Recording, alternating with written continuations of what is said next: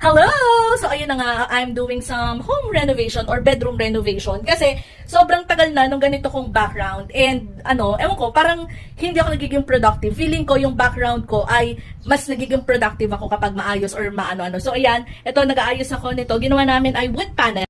So, ayan, as in, ito ay wood. Ayan siya, oh. As in, wood siya.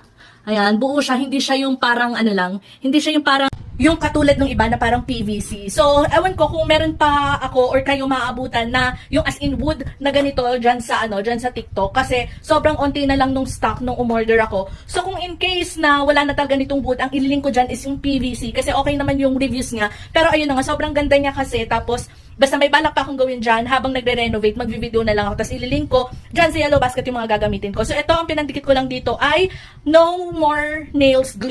Naitapon ko na yung sample niya, pero ilalagay ko na lang din dyan sa yellow basket.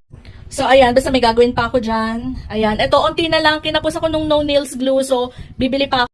Madami pa kaayusan. And ito, kung nagkakayo, bakit ako nakaganto? Kasi,